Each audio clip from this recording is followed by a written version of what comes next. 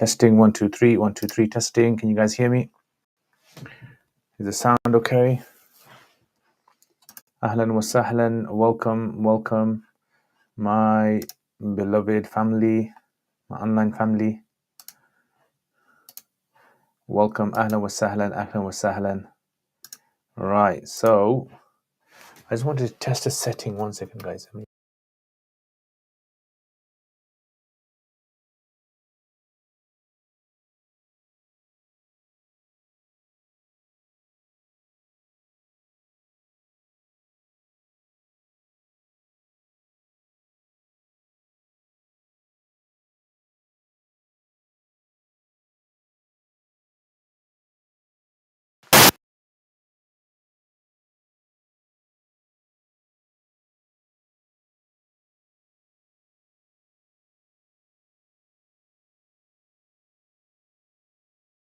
Ahlan wa sahlan, welcome. 1 second, let me just check audio, echo and cancellation and noise suppression and blah blah blah. Right, so it should be working now. All right, so Liaquat Zaman here, your brother, your teacher, or your Peer Saab, or your enemy, whichever one you guys want to call me. I hope you guys are fine. Nice Friday today, alhamdulillah. Okay, I need to go onto Instagram, so let me just go onto Instagram. I'm actually trying to find, does anyone know a way I can stream Instagram from the computer? I want to try to find a way to do it from the computer rather than from this. Trying to figure out a way. If any of you guys do come out with a way, then please let me know. Okay, let's just into here. All right, Q&A. Give me a sec, guys. Right, there you go. All right, so Masir Ali Sahib, क्या हाल है मेरे भाई, मेरा दोस्त, मेरा भाई, मेरा pal. Alhamdulillah. Hasib, alaikum assalam wa rahmatullahi wa barakatuh. Welcome. Hayati, ahlan wa sahlan, wa alaikum assalam. Welcome from down under. What's the latest down under in Neighbours? Remember that was in the late 80s, early 90s, watch Neighbours. Sika, wa alaikum assalam wa rahmatullahi wa barakatuh. Ahlan wa sahlan. Muhammad, ahlan wa sahlan. السلام عليكم. أنا مسرور بلقائنا اليوم. أريد أن أتكلم باللغة العربية ما دمت. So change that to ما دمت معك في مجلسنا هذا. طريق الكلام برجل ما طريق مفيد إن كنت تريد تحسن قابلية فيها ما عندك. ما شاء الله ما شاء الله. The only thing that I would say is, my brother Muhammad, is you need a cup of tea with that. That's the only thing that would make it nicer. And here we have a nice cup of tea. So, if anybody wants to improve their Arabic, then what they need to do is they need to every single day make it like your habit, just like you do training, working out. Make it your habit of practicing a little bit of Arabic every single day with someone. Make yourself a WhatsApp group, I would say, and then you join yourself onto that, and then you speak with everyone just in Arabic, and you can leave voice notes, etc. That is probably the most effective and cheapest, economical way that you guys can learn a language nowadays. It's very easy to actually, because what is a language? A language is basically just sounds that people make that have meanings. All you have to do is just to tap into that language. You just have to start learning those sounds with those meanings. And the way that you learn the sounds with the meanings is that you just speak, basically. That's what it is. Okay, let me change the background, guys. Background is just background, yeah. Change it to something a bit more. Oh, they got some Halloween ones here. Let's check out the Halloween ones. What they got? Oh, scary. Actually, let's do nice ones. Jumma, so nice forest, in the forest. The forest of Liaqat's forest. So that's basically what you need to do, my brother Muhammad. Honestly, you start that and your Arabic will improve. I sometimes after, if I haven't practiced my Arabic for several days or weeks, what happens is my Arabic starts to get a bit rusty as well. So I need to keep going over, keep writing, keep speaking. So I have to go doctors to get my back checked out. But the doctor's female. Would you say that's all right? Yes, inshallah. Amjad Ilahi, Sahib, kya hal hai? What's happening? What's happening, my bro? Akuna Matata. Alhamdulillah. I'm fine, mashallah. Kaise ho? How do you say I am good in Wapi? How do you say I'm good in Swahili? Hayati, ahla wa sahla, my teenage years watching Neighbours. Yeah, remember those? Astaghfirullah. I remember we used to learn Quran in my granddad's house when we were young. And there was one girl, she used to read Quran like in the tone of Neighbours. Like, we were young at that time, 8, 9, 10 years old. And it was like something funny. But now you look back at it, you think, astaghfirullah. Like proper messed up days. Plus reading the Ihya or a book you are interested in, also super helpful. Definitely. Is it me or does that beard look tamed today? MashaAllah. My brother, my beards are always tamed. My beard is more tamed than a camel. They say camels are supposed to be one of the most tamed animals, aren't they? So yeah, my beard is proper tamed. I call my beard Liaquat. He's also Liaquat as well. Akuna Matata, Nazuri Sana, tamed lion. That's it. Tamed beard. And obviously all the credit goes to the lighting around me. Yeah, that's giving this nice effect. So today, this week has been a bit of a chilled week. Not made videos this week, inshallah. Next week, back making videos, inshallah. I've been just busy, just doing mutala, reading, doing preparation for lessons. And also, those of you guys who are on Patreon, you guys get access to my Surah Ma'idah. It's an in-depth analysis to Surah Ma'idah that I'm doing. So I've just recorded the which part? Recorded, I think it's the 16th lesson or 15th lesson today. So inshallah, I'm going to edit that.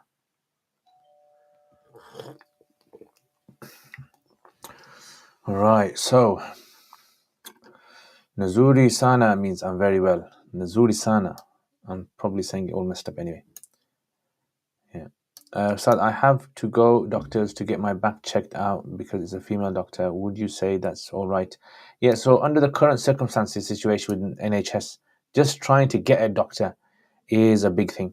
So as long as you've got a doctor, then I would say that would be considered to be fine, whether it's male or female. If you can get a male doctor, then that would be ideal, obviously. But beggars can't be choosers when it comes to NHS. We can't really kind of choose. Just to try and get an appointment in NHS nowadays is like mission impossible. Yeah, so make dua, guys, for the people of Palestine, people of Gaza. We're not going to forget them. Inshallah, we are going to try our best to try and remind the people of the injustices committed by the oppressors, anyone who's supporting them. My hair got drip. My beard is a bit dripping, I did do wudu just before. When doing ghusl, when one makes full wudu first, does one need to rinse mouth and nose out again before pouring water over the body? No, you don't have to. So once you rinse the mouth and nose out once, that's sufficient. You don't have to repeat it again. Or is the rinsing of the mouth and nose 3 times before? Okay, it's fine. Slave of Allah, does someone have to stay with parents once they get married? No, they don't have to. You don't have to stay with your parents. It's more like kind of like an Asian kind of thing. I think Asians cultural thing where they stay with their parents. Of course, if parents require need, then there must be some means that are made. Like, for example, sometimes siblings will have turns staying in their parents' house just to take care of their needs. So yeah, that is something that children should definitely, I would say. This is considered to be an honor for the children. Taking care of your parents, being there for them, doing something that they need is considered to be an honor for them, for yourself. It's something that will raise your status in the akhirah, even if you find it burdensome, even if you find it something which is taxing on you. Just remember, this is for the sake of Allah, and Allah subhanahu wa ta'ala reimburses a person immensely when a person does that. Immensely. All right. So so I did put up on Telegram. Did you guys see that poll that I put up, which was, I'm thinking of doing like Kuduri but in discussion form. So I've got my Kuduri going on every Thursday. That's going to carry on. So that is basically understanding the text, what the text is saying. And this would be starting from the beginning and actually just discussion. So it wouldn't be translating, it wouldn't be breaking down the words or the meanings, no. It would simply just be discussion. So every masala, there'll be a discussion regarding, for example, like the faraid of wudu, or for example, the nawaqid of wudu, or tayammum, etc. So it's more like a discussion that's held. And it's trying to, the idea of this is to train up students, exercise them, get them to practice in understanding how fiqh works. I think that is something which a lot of students, they don't get in madrasas. That's one of the biggest problems that we see in madrasas, is students are taught fiqh as a textbook, in the sense that the teacher will simply just translate, or the students will translate and understand the masala, and that's it. Whereas fiqh is actually more than that. It's actually to develop inside of the student the ability to be able to like process information, and then understand how the information is meant to be disseminated, how the information is meant to be applied to the real world.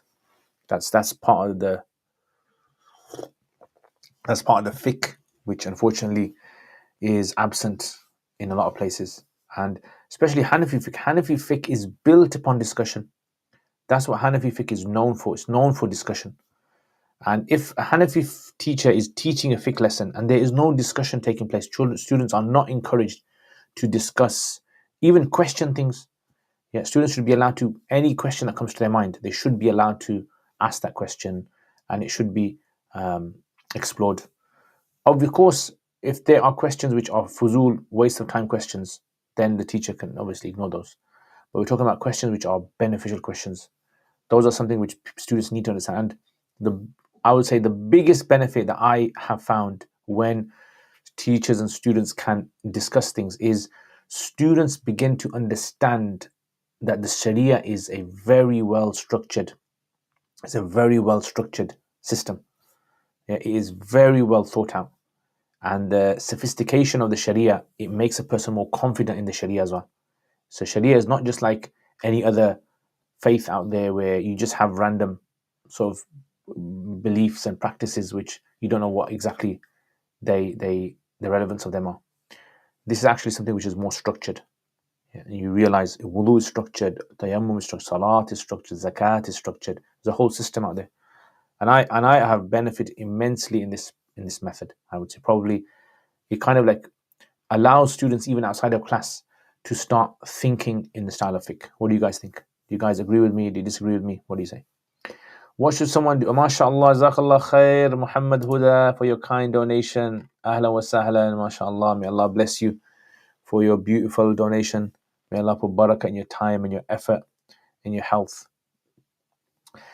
What should someone do if they live with their parents but they affect their child's marriage? Yeah, I think the children need to find themselves their own space. And the children need to speak to their parents. Sometimes it's difficult to speak to parents, and parents are not very good at listening or compromising their own routine habits. So you need to have basically some conversation with your parents, or you need to get someone, or if worse comes to worse, you need to make the decision of moving out. And even if they get upset, then it still wouldn't be considered to be wrong, because the idea is that this is considered to be the lesser of the two evils. The other evil is obviously affecting the marriage, affecting the children, etc. I mean, I've seen this in families, a lot of families, where living with the in-laws has a big strain on the marriage. One of the biggest strains on marriage is finance. That's probably at the top. And then the other one is living with the in-laws. Very, very problematic, especially in the UK, because there's no culture. You don't have this cultural setup. The houses are not built for that. The culture is not there. What do you guys say about that? So can a person shave the beard on the grounds that they want it to grow? So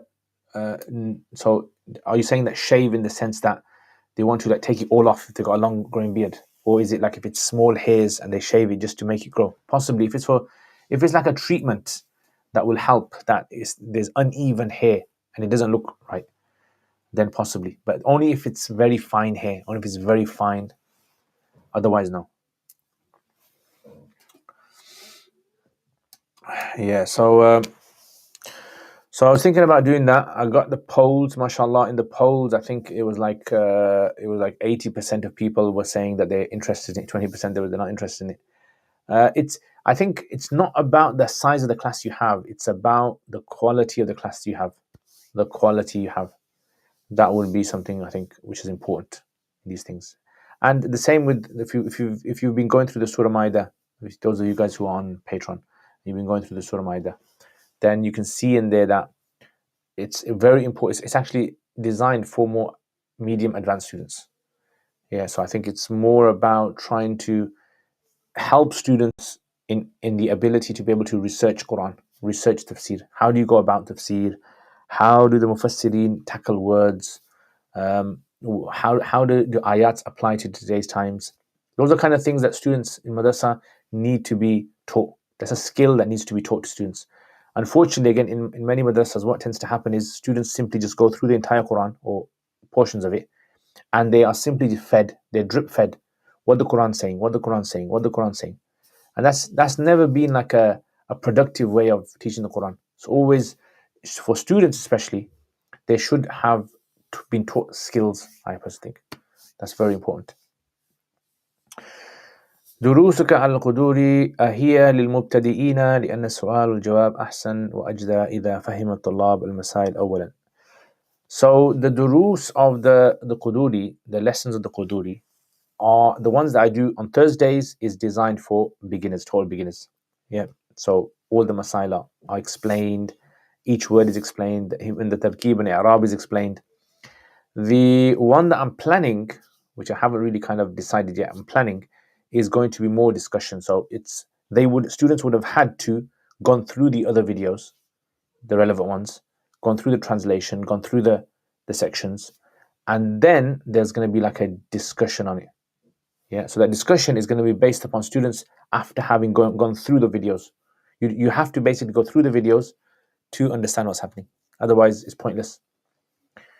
Yeah, it's pointless. Pointless really having another Quduri then. Student, if I'm going to regurgitate the same thing again. Do you have an in-depth video on how to perform Hajj? Yes, I've actually got a crash course of Hajj, and I've got a 5-part series of day by day how Hajj is, what happens in Hajj. Yeah, a day by day. So let me just try to find it.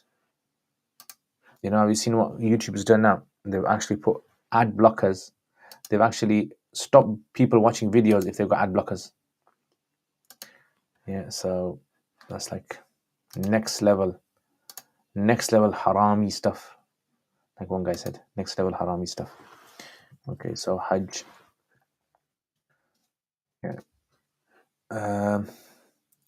So I've got this series. I've got a crash course on Hajj. Let me find the crash course on Hajj. Crash course on Hajj. Right. This is the crash course on Hajj.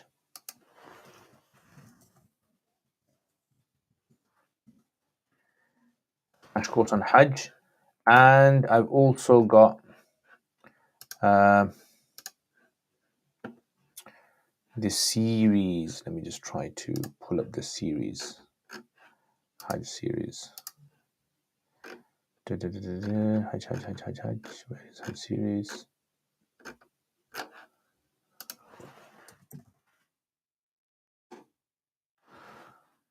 Can't seem to find it.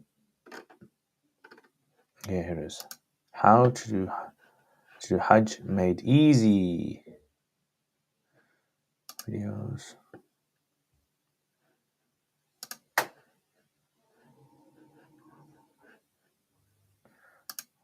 So here you go.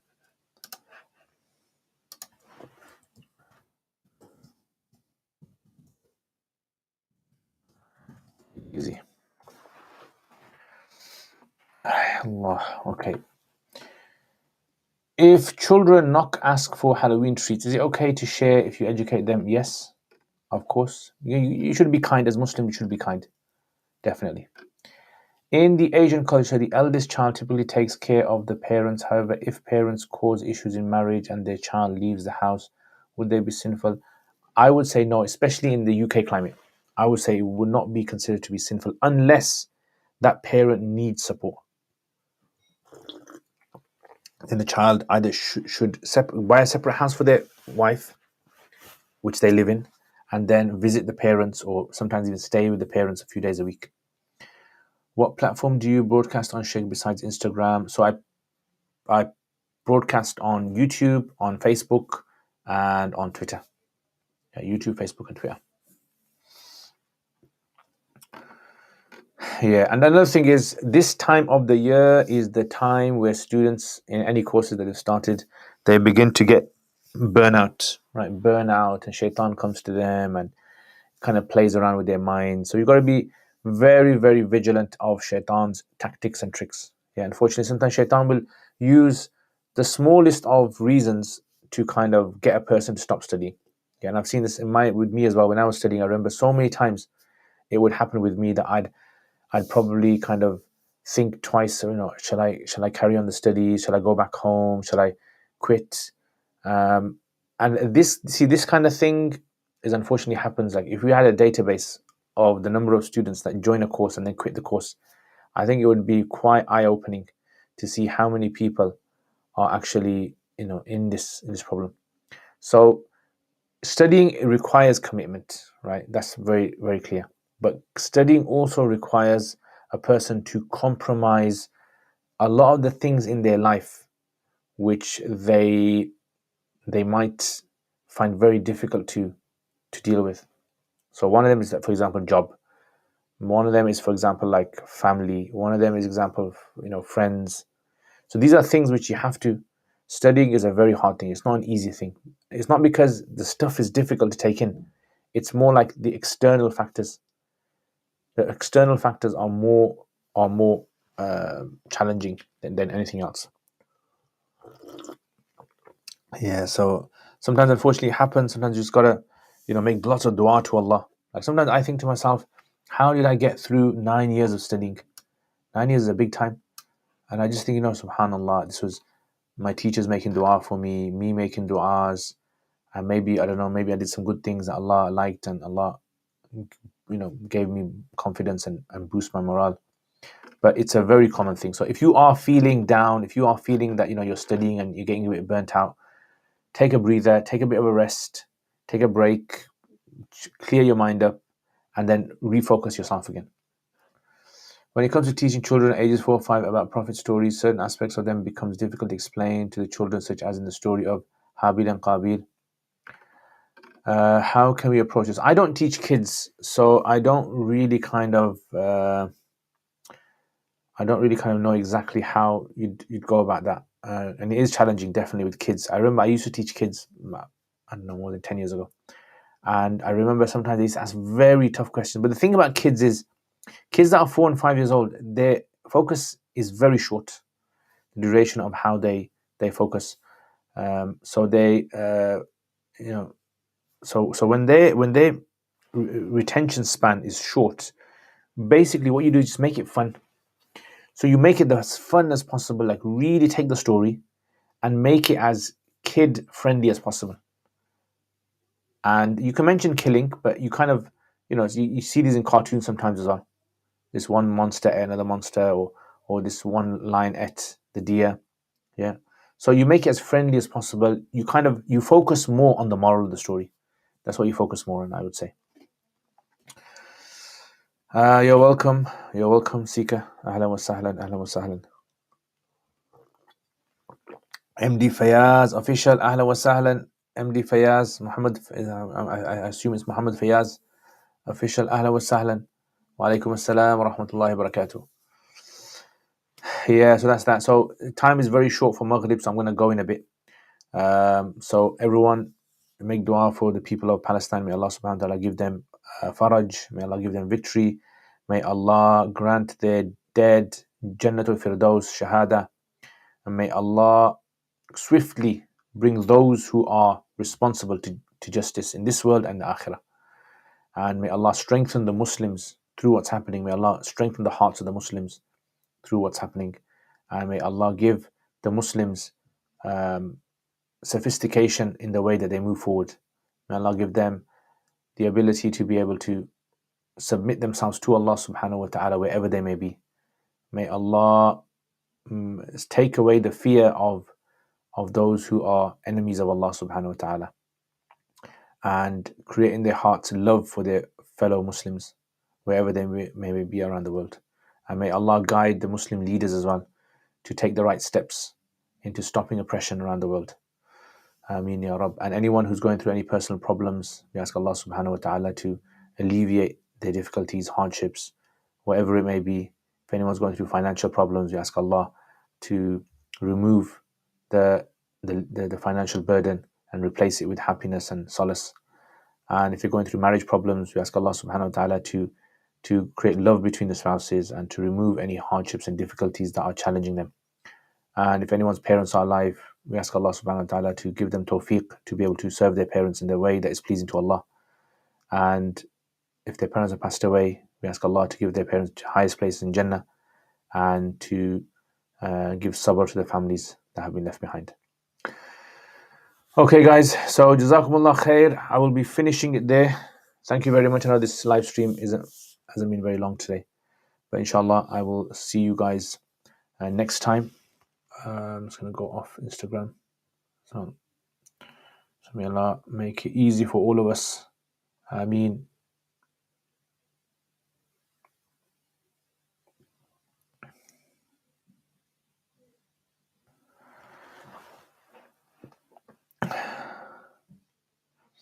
I go, so yes, my brother, you can privately. Well, I don't know how this is going to be privately, but you can, inshallah, email me.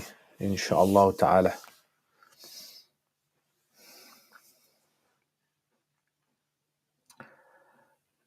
Alright, guys, take care, inshallah. Assalamu alaikum wa rahmatullahi wa barakatuhu.